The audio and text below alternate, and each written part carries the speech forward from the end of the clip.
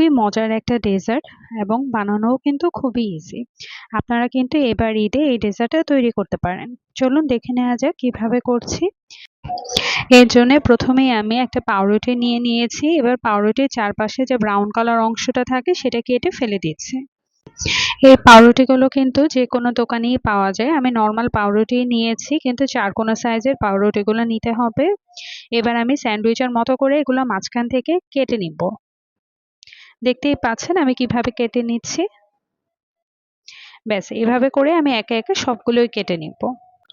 সবগুলো পাউরুটি কাটা হয়ে গেছে। এবার আমি একটি ফ্রাই প্যানে তেল নিয়ে নিচ্ছি। মোটামুটি ডুবো তেলেই আমি এগুলো ভেজে নিব, এই কারণে তেলের পরিমাণটা একটু বেশি করে নিচ্ছি। তেলগুলো পুরোপুরি গরম হয়ে গেলেই আমি রুটিগুলো এখানে দিয়ে দিব। চেষ্টা করবেন পুরো গরম তেলে এগুলো দেওয়ার, তাহলে রুটিতে বেশি তেল টেনে নিবে না। এবার আমি এগুলোকে ব্রাউন কালার হয়ে আসা পর্যন্ত ভেজে নিব। রুটিগুলো উল্টে পাল্টে দুই সাইডই ভালোভাবে কালার আসা পর্যন্ত ভেজে নিতে হবে।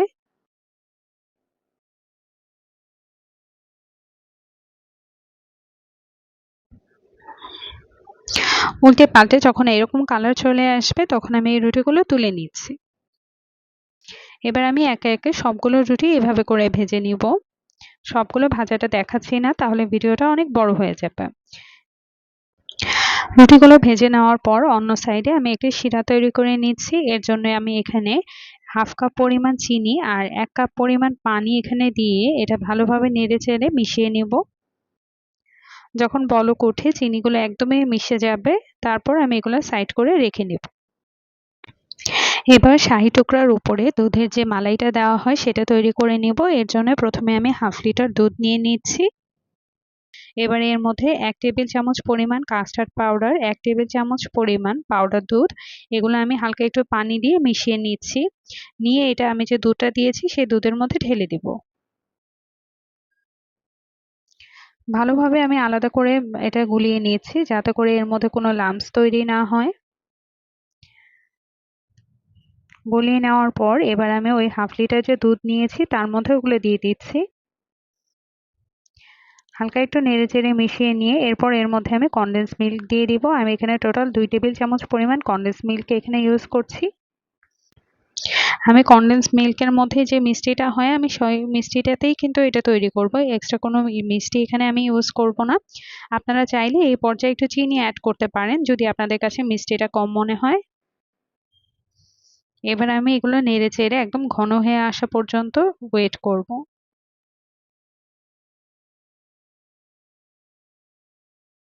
দেখতেই পাচ্ছেন এটা কিন্তু অনেক ঘন হয়ে এসেছে। এবার আমি এটা সাইড করে রেখে নিব। শাহি টুকরা সবকিছুই কিন্তু মোটামুটি রেডি হয়ে গেছে। এবার আমি জাস্ট এগুলোকে সার্ভ করব। আমি যে শিরাটা তৈরি করে রেখেছিলাম সেটা হালকা গরম থাকা অবস্থায় এর মধ্যে আমি রুটিগুলো দিয়ে দিচ্ছি। আমি যে ভেজে রেখেছি সেই রুটিগুলো দিয়ে উল্টে পাল্টে এগুলোকে শিরাটা লাগিয়ে এর মধ্যে সার্ভ করব।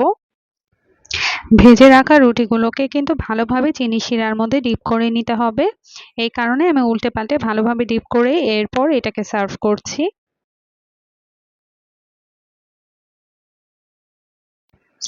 এভাবে আমি একে একে সবগুলোকেই সার্ভ করে নিব।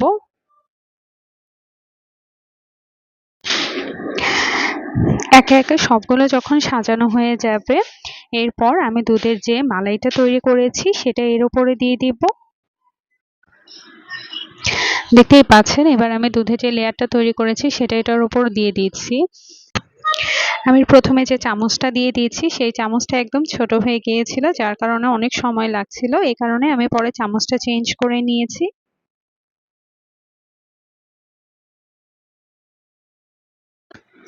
আমি বাদাম দিয়ে গার্নিশ করে নিচ্ছি। আপনারা আপনাদের পছন্দ মতো বাদাম, কিশমিশ এগুলো দিয়ে গার্নিশ করে নিতে পারেন। এটা কিন্তু খেতে মাশাআল্লাহ অনেক মজা হয়। আপনারা ট্রাই করে জানাবেন আপনাদের কাছে কেমন লাগলো।